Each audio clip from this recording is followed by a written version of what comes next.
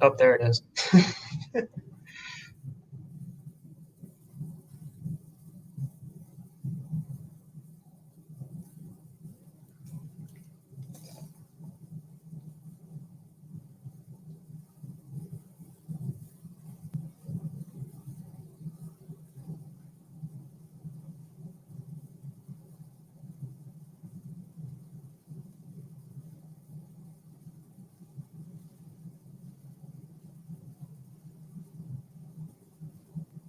All right. Welcome, everyone. Welcome to our season finale of Cassidy Theater and Company, our first season of doing these online shows. It's been a lot of fun so far and really enjoyed speaking with a lot of great performers, directors, other folks who are involved with Cassidy.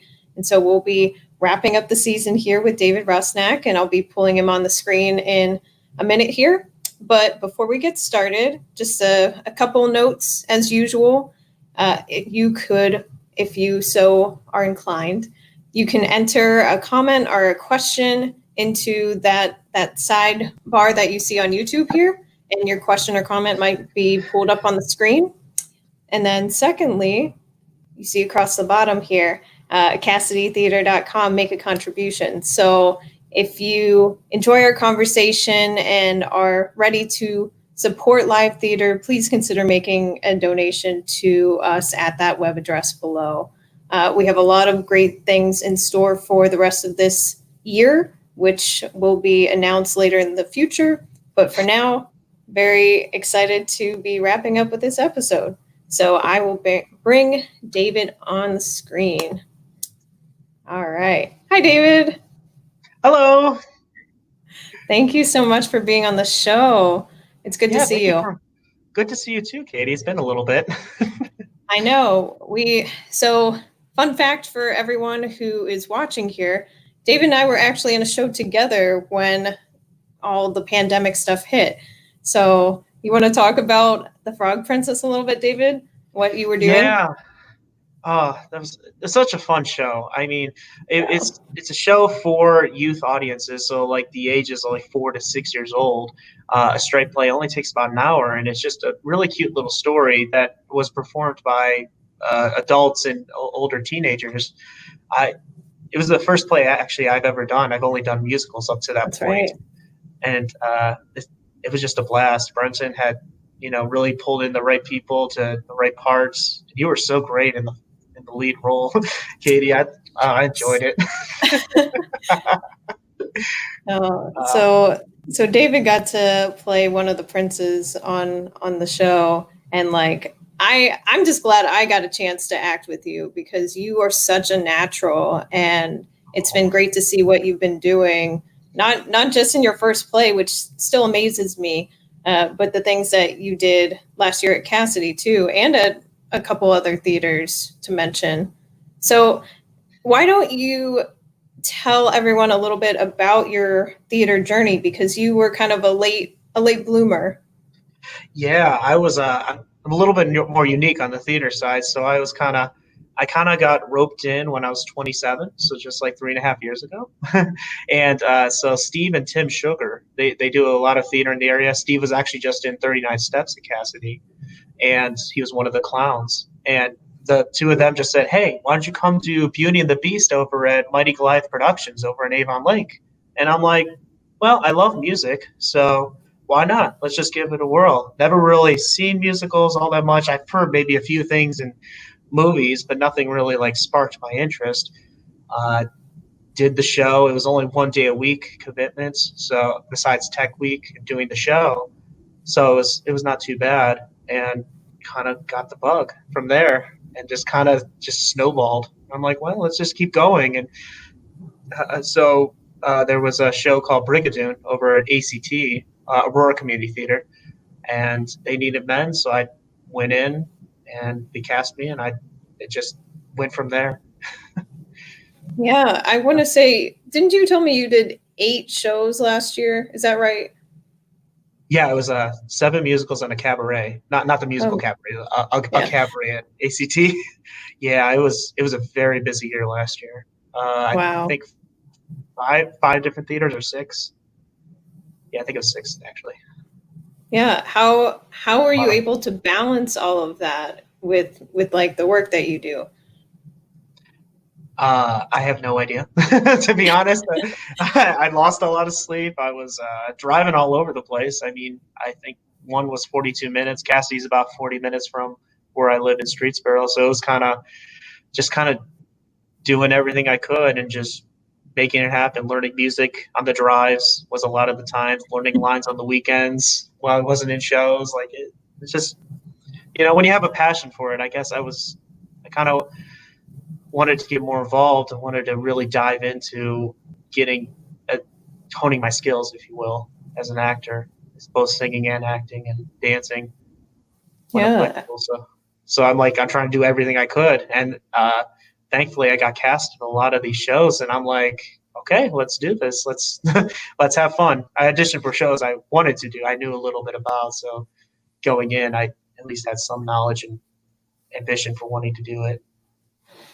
Yeah. And I know, oh, we got a comment in here. A witch lover. Shout out to Utah. Hello. Oh, Utah.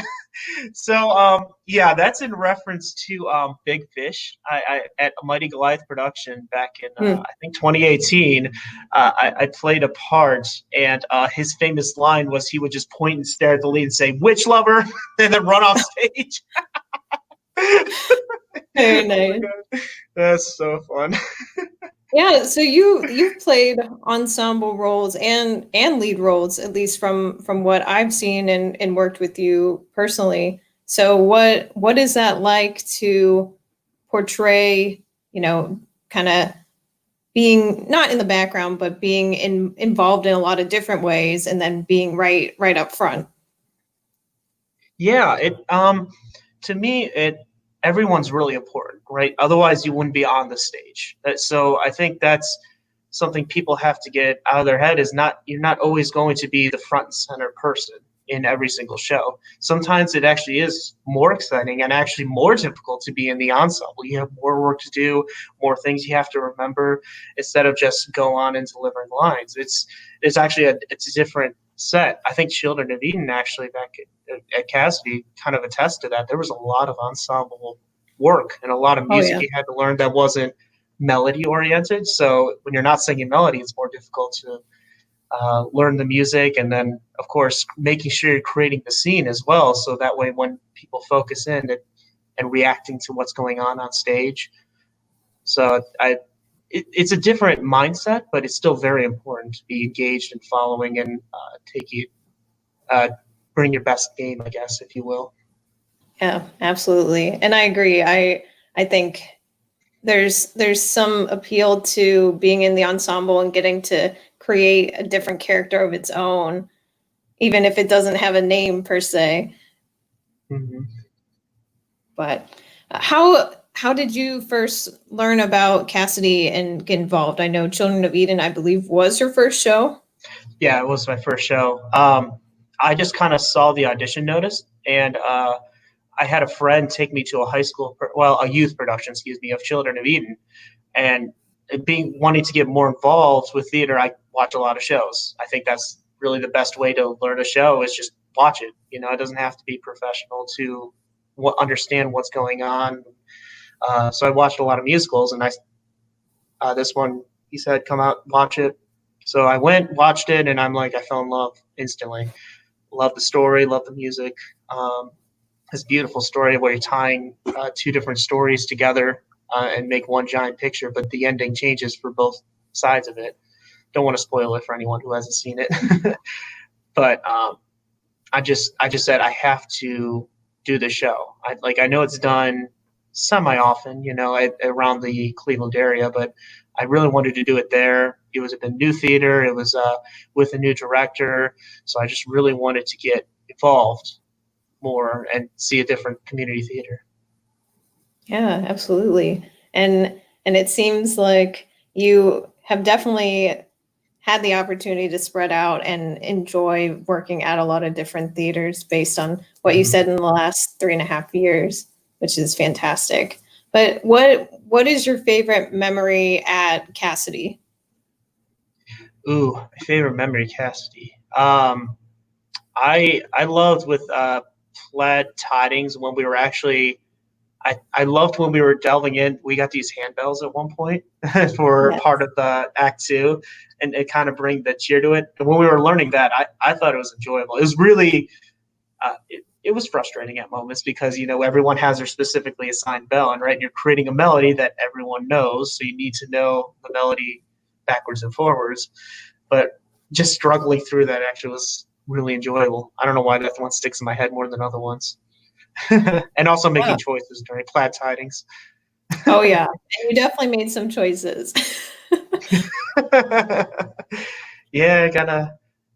Yeah, my favorite choice I think was the Beetlejuice one. So it goes into singing Deo. You sing the glory song, glory. You sing that and just bust out into Deo. And so I decided one day at rehearsal just to kind of belt it, just switch from a nice peaceful heady voice to just you're exploding sound. Oh my goodness. I think everyone was laughing, and I got the audience laughing pretty good. They Oh, enjoyed it. absolutely. I wish I was thinking of actually pulling up a clip of that, because that's probably my favorite part from Plaid Tidings, just because it catches you off guard to like the end of the first act. That whole part is so great. But learning handbells, it seems like it would be an easy thing, but absolutely, you're right. And you even brought up a guest onto the stage each night too, which adds a whole other level of difficulty. Ooh, I think we lost you there for a second, tuning in and out. But yeah, I think having that opportunity to have a live audience and have people on stage being able to come up onto the stage and interact with folks, it can definitely change the dynamic every single night whenever you are interacting, for sure.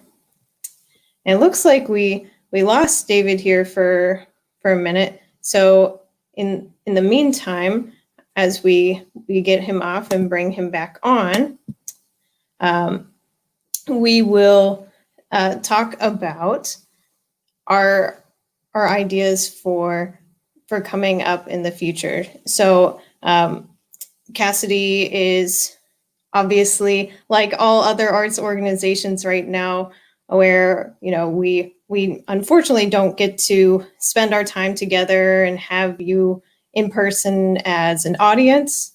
And while that might be the case, we're hoping to find other exciting and different ways to engage, such as this show. And I think we have David back here.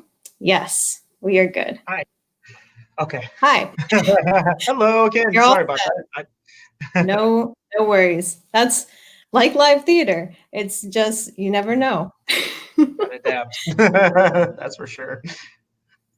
So I was just adding to your point of how it could be a different dynamic when you have special live portions into the productions that you do. And I guess I should add as well, you didn't just play the bells in Plaid Tidings, you also played the accordion. Oh yeah. Oh, that was a treat. So one day, Mike Caraffy, the director, is just like, "Hey, can you play the accordion?" And I'm like, I've never played the accordion. Never even touched one, I don't believe. And like I took 7 years of piano lessons. I wasn't all that great, but I'll try. So he's like, yeah, Cassidy apparently had an accordion, and I just had to start learning it. They had the music in the book, so I at least could read the music, and it's just chords. And I just started practicing and practicing. I actually took days off of work specifically just to practice the accordion. Wow. Just because I'm like, well, this is going to be hard. Oh, plus, by the way, you had to sing while you're playing the accordion too. It's not just playing the accordion. So you had to, do this motion while singing as well and wearing a sombrero. Right. One added after another. Yeah. Yeah. Right. Well, the other guys are distracting you from behind. Right. Doing all the different acts that were going on during the Perry Como show. That was something. Yeah, all in, what is it, like 2.5 minutes maybe? I think so. Yeah, I think it was 2.5 minutes. So, yeah, very, very impressive. Yeah, we have one question here. So, how many instruments can you play now? Ooh, so really, it's clarinet and saxophone. Are the main two instruments that I feel comfortable enough to say I can go into like a pit or something and play them well enough. Piano, it's kind of sparse. I really wouldn't do anything. So I guess I would say 2, to be fair. Very nice. And I'm sure you'll probably pick up some other things along the way here on your theater journey, it sounds like. Yeah, who knows? I'd learn something else for another show. Yes. Yes. So why don't we take a little musical interlude here? You prepared 2 songs for us today, but we'll start off with your first piece, which is from Memphis. So why don't you say a little bit about why you picked it? Yeah, so the song's called Memphis Liz and Me. It's from, like you said, from Memphis.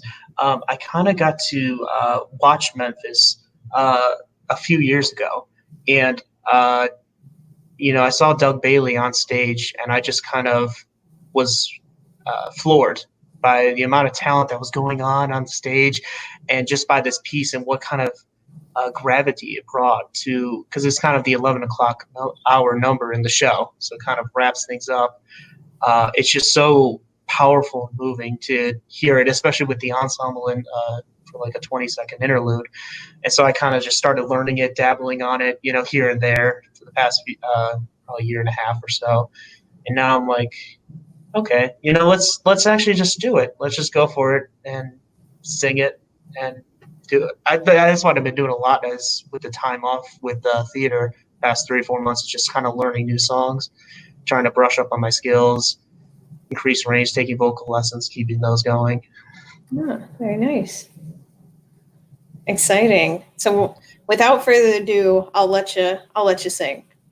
All right. So let me pull it up real quick. I'll be taking out these headphones just so I can.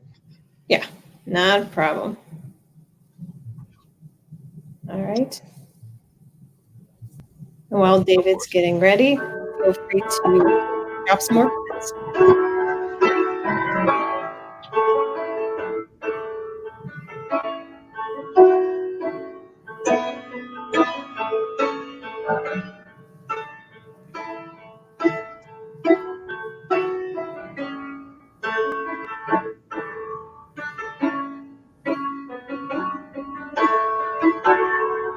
There's a town that I call where all the streets are paved with soul. Down a meal, there's a honky-tonk bar. Hear the wave of blues guitar. Have a beer, drop a dime in a blind man's jar.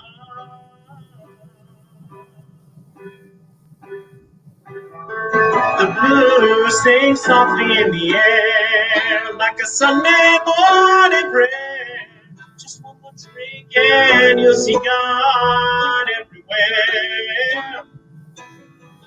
Like a sad old melody, tears you up but sets you free. That's how Memphis lives in me.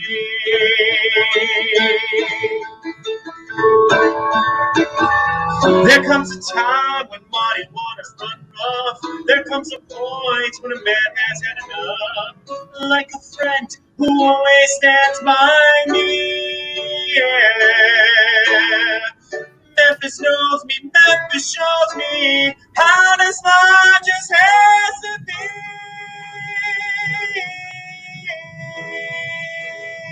I couldn't even try to run away and say goodbye. Here I was born and here is where I'll die. I'm just a man from Tennessee. Can't be what I can't be. All I know is Memphis lives in me.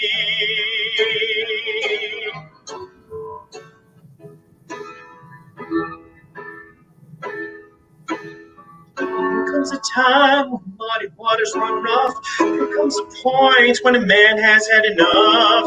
Like a friend who always stands by me. Yeah. Memphis knows me, Memphis shows me how this life just has to be. I couldn't even try to run away and say goodbye. Here I was born and here is where I'll die. Whoa, I'm just a man from Tennessee. Can't be what I can't be. All I know is Memphis lives. All I know is Memphis gives. All I know is Memphis lives in me.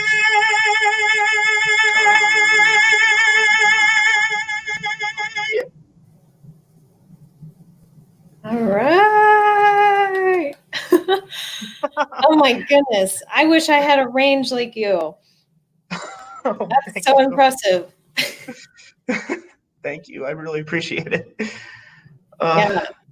And that's, I mean, as you said, it's the 11 o'clock number. That's such a big piece of that show. And I was getting a little chills in there.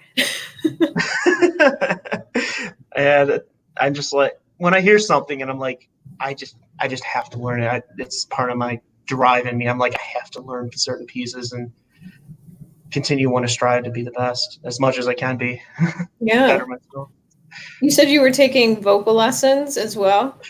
Mm-hmm. Yeah, I've been about 3 years now, actually, with Keith Stiver. He does a lot of music direction in the area, teaches at Tri-C. I kind of met him in Greece when I did that. That was the third show. And he said he offered vocal lessons. And I'm like, okay, let's kind of try to hone the craft a little bit, because I didn't really have much vocal training before that. Really any, just music training. Mm-hmm. Yeah, I guess a little, my past, because I started music theater late, right? Because I said I was big into music. I was in band, so I was considered a bando, if you will, for all those years. So I started playing piano at fourth grade, so 8 or 9, and then picked up the clarinet in fifth grade. Was doing both at the same time for a number of years. Piano just kind of went to the wayside, and I fell in love with the clarinet more. Had a better knack for it. And so I dropped piano in like 9th grade and kept playing the clarinet the whole time. Picked up saxophone my senior year of high school. I did, 9 years of marching band. So 4 years in high school, 5 years in college with that. And still continue even now to play in community bands in the area too. There's a few community bands, one's Strongsville and one's in Sullivan. Wow. And you're traveling far for those too. Yep, traveling all over the place. It's a good thing I like to drive. But I'm sure that having that musical background definitely helped when trying to hone in on singing, because you already have the rhythm piece, you already have the understanding of how to read music, and that's half the battle right there. Oh yeah, that definitely gave me a leg up. So when they give you the sheet music, I'm like, oh, okay, I can pluck out my part on the piano. I may not be able to play all the parts, but I can at least pluck it out, record it, and then practice it on my own time, especially the harmonies. Yeah, definitely. Helped a lot. So we have another question. So which do you enjoy more, comedic or dramatic roles? Because I know you've played both of them. Yeah. I guess it really depends.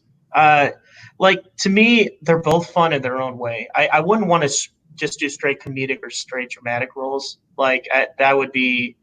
I know people tend to get typecasted and they just get into one. I The comedic side is always fun because you can really push the boundaries, and depending on the show, you can really go wild on some certain ones. Dramatic too is, I don't know. It to me, it strikes like different sides of you and the way you think about things and how creative. So it's kind of nice mixing it up. I don't like just doing straight dramatic for, I might do one and then kind of mix it up and try and do something else if I can, if I'm lucky enough to be cast in something. But I try not to do so many shows in a row. Easier said than done, right? Yeah, like Frog Princess, I guess that was more comedy, so it was kind of a lot of fun to be let loose a little bit. Yeah, because I know you were working on Ragtime and then also doing Plaid Tidings basically as an overlap. So that November, December. Yeah. That was a quick turnaround. Actually, it was kind of funny. So, quick story about that.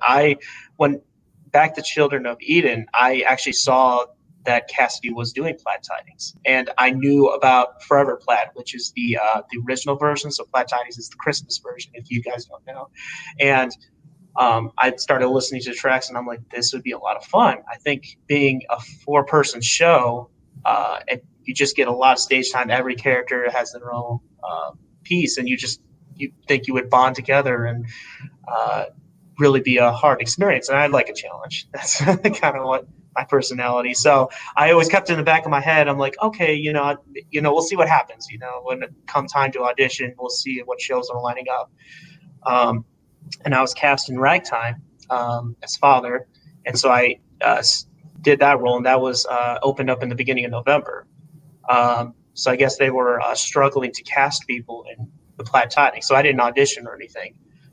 Brenton and he was helping me learn lines one night. We went to dinner, and he was helping me learn lines as for Father in Ragtime, and he's just like, "Hey, Mike Caraffi asked me you would be interested," and then of course I happened to be there, and he's just like, the two of us, because they need 2 more gentlemen to be in the show. And I thought about it a long time. I'm like, these things overlap a lot, right? This is a 4-person show. You're going to be super busy, and somehow he convinced me to do it. Even though the back of my mind, I'm like, I do want to do the show. I'm just like, I knew the time frame was really tight, though, and especially with holidays and everything. But sure. They took that leap of faith and had a blast. I wouldn't change it for anything. It was a fun show. Yeah, it absolutely worked out. And I mean, so for those who haven't seen it, it's a show with 4 guys who are basically on the stage almost the entire time and doing 4-part harmonies. So it's very difficult because you're holding your own. And I'm sure, going back to the vocal lessons and things like that, I'm sure that also helped you through that process, because you were on the high part. Yeah, I was singing the tenor part, and it's very high the whole show. He's pretty much on the top melody the whole time, so it's like you get the easiest part to sing, but it's the hardest because you have to sing all these high notes, and you sing that with Jinx, that part he sings the most. He's the vocal leader of the group. He's very shy and timid, but he comes out to life when he starts performing. But yeah, so it's kind of fun playing that role. So it is a little bit of comedy, yeah, coming from Ragtime too, which is a very serious show, obviously. Right, absolutely. What was a challenging moment for you, either with Children of Eden or Plaid Tidings? Like, I know we talked about the handbells, for instance, but what was challenging, maybe just as a performer or a particular moment? I think what was difficult, both shows. With Children of Eden first, it was kind of when you had to be engaged, right? And when you're in the ensemble and you have to be engaged the whole time, and you need to convey what emotions are going on each night. And there's Show of Eden, it's a roller coaster of emotions. I mean, you have the high moments, the low, sad, joyful. It was just a wide array of things, and so you have to be engaged the whole time and making sure that you're when you're reacting as an actor on stage to what's going on the main scene. That lets the audience know what's going on. Maybe subliminally, they don't really realize it, but it's like, oh, you're seeing they're reacting this way. I should probably be reacting this way too, or feeling that way. So I think there was a lot doing that for 9 different shows, and especially one was a 2-show day, and just making that roller coaster each time and making sure everyone's getting the same show each time. Yeah. Have you ever done a 2-show day before? Yes, with Mighty Goliath Production, they do 2-show days as well.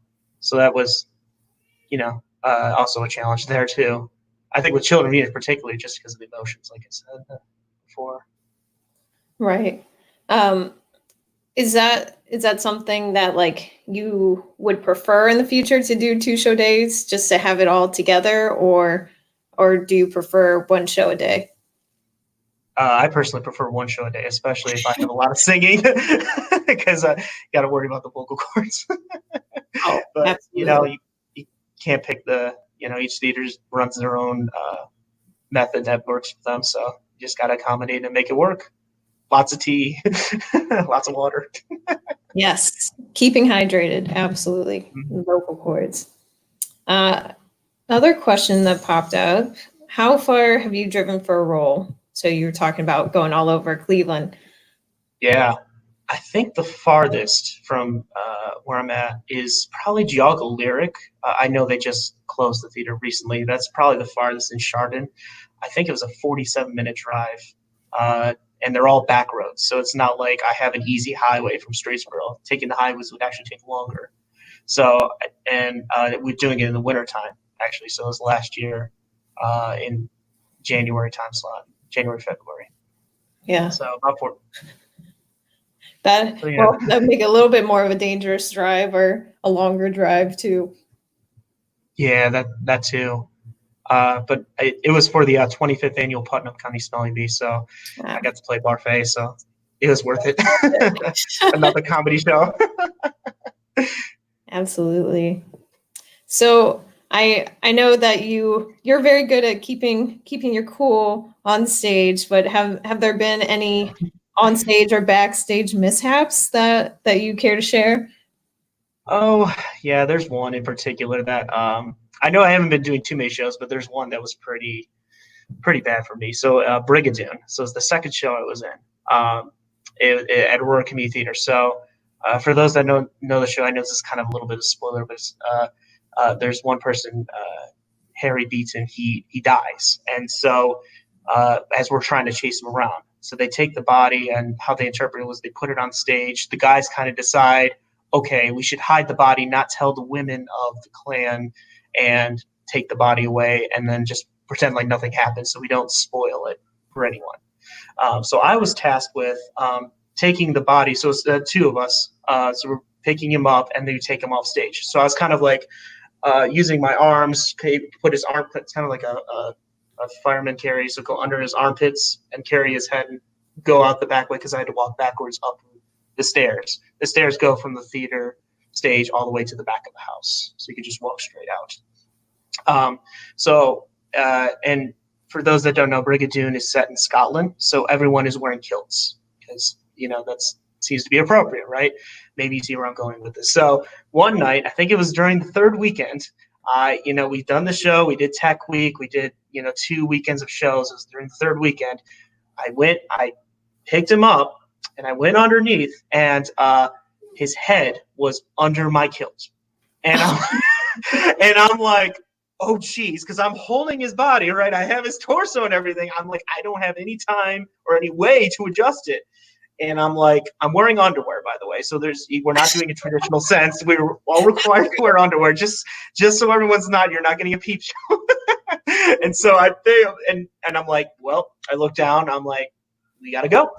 So I just head out the theater. There's a few audience members that noticed, like, was that supposed to happen? Maybe. Oh, geez. That's a good one. Yeah. But, Yeah, that's the biggest mishap that happened to me. so finding a role where you don't have a kilt. Yeah. Oh, yeah, that was it. And then the best part was actually the actor. I told him afterwards, I'm so sorry, backstage, we're all quiet. I'm like, I'm so sorry. He's like, what happened? I'm like, you didn't feel the kilt above your face? Like it was just drooped over his face. Oh, yeah, but we're good friends now. It's okay. Nothing too bad. I guess when you're playing dead, you're not supposed to notice things. Right. He's in care really deep. Yes. So one other question, which I also had, do you have a dream role? I think, like most actors, I think everyone does have dream roles. There are two to me that I'd really love to delve into, and really just because they're both so very complicated for different reasons. I like things that are not just straightforward. You're not just a one trick pony. You have levels, you have waves, you have a peak, you have arc, and all these good things. So the two would be Quasimodo from The Hunchback of Notre Dame and Archibald from this Secret Garden. Those two to me, they're such great roles. They have such great emotion. I would love to delve into those. Hopefully someday. I know I missed the Hunchback wave when it was coming around back in 2017, but hopefully it'll come back. Oh, I'm sure. Absolutely. No, I could see you in both of those roles for sure. That's exciting. And with your range, I could definitely hear that too. So Thank you. I appreciate it. So before we wrap up with your final song, so I'll let you get that loaded up. I'll make final announcements. So again, if you're enjoying our conversation this afternoon, check out CassidyTheater.com and click Make a Contribution. And we would be very thankful for anything that you are able to give, no matter how big or small, to keep the arts alive, as we've been saying here. And otherwise, just keep your eyes peeled for season 2 announcements, and for friends of Cassidy Theater, if you have an interest in being on the show, feel free to reach out on Facebook or Instagram. But otherwise, I will pass it off to David here, and you can announce our last song here. Oh, okay. Yeah. So the last song I'm going to sing is called Flight. It's not necessarily it's by Craig Carnelia. He doesn't write like musicals per se, but he writes songs that are very like musical-esque. So a lot of theater people love to sing his song. I kind of was looking around YouTube a few years ago, trying to look for songs, to try and learn things, and I came across this one. And I just kind of fell in love, just kind of like with Memphis Lives in Me, kind of that same idea. Like if I hear something and I really get passionate about it, it really evokes something. I'm like, I want to learn it. And, this is another one I was kind of learning over this break, trying to want to explore. So it's kind of fun, fantasy-like piece. All right. Without further ado, I'm ready.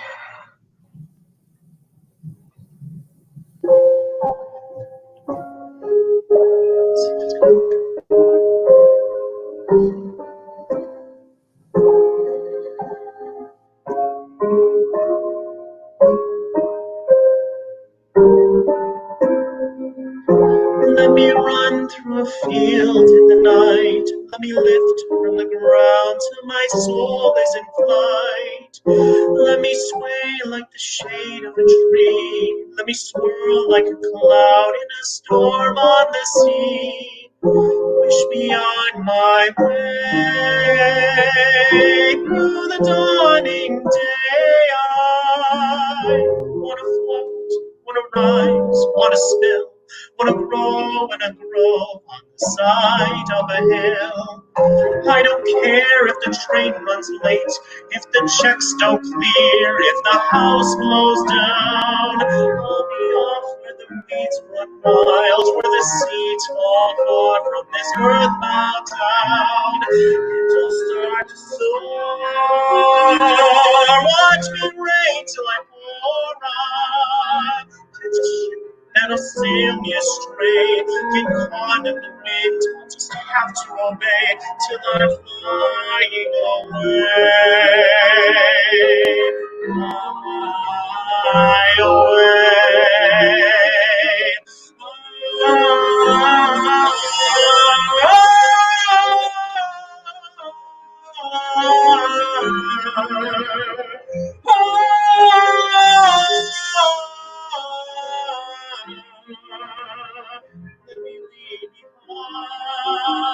behind all the clouds in my mind. I will awake without wondering why, finding myself in a burst for the sky.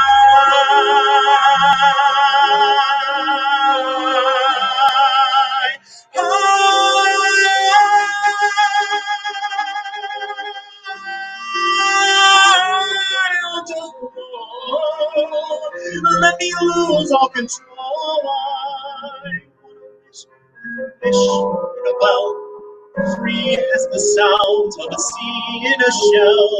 I don't know. Maybe I'm just a fool. I should keep to the ground. I should stay where I'm at. Maybe everyone has hunger like this, and the hunger shall pass. Well, I can't think like that. All I know is somewhere through a clearing, there's a flickering of sunlight on a river long and wide. And I have such a river inside.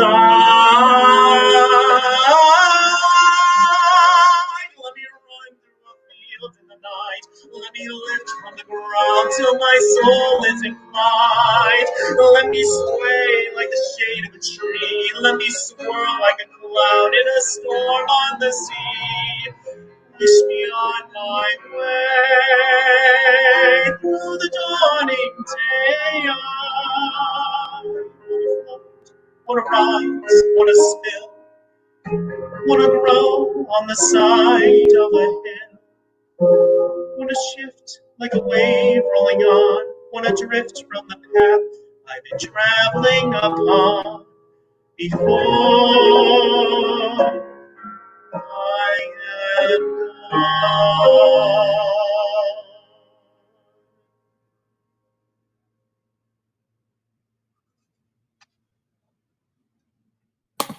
Fantastic. Oh, that's beautiful. Sorry. Sorry about that. Ads. I love YouTube ads. Yeah, I'll definitely have to check him out as a composer, lyricist. Very cool. Yeah, just very fantasy, very looking at yourself too. That's kind of part of it too. Sorry, wasn't even thinking about it until I started singing the words. I'm like, oh yeah, that's kind of inner perspective. Yes, absolutely. All right. Well, this wraps up our time and our season here. So thank you so much, David, for singing and being here with us to answer questions. I look forward to being able to see you in person again when we can be back and do live theater. So I hope so too. Yeah, thank you, Katie. I really appreciate you arranging all this and getting everything going. Thank you for having me on. Really appreciate it. Of course. And bravo, bravo. Sent over. Thank you, Utah. All right. Well, thank you all again for watching, and we will see you for our next season.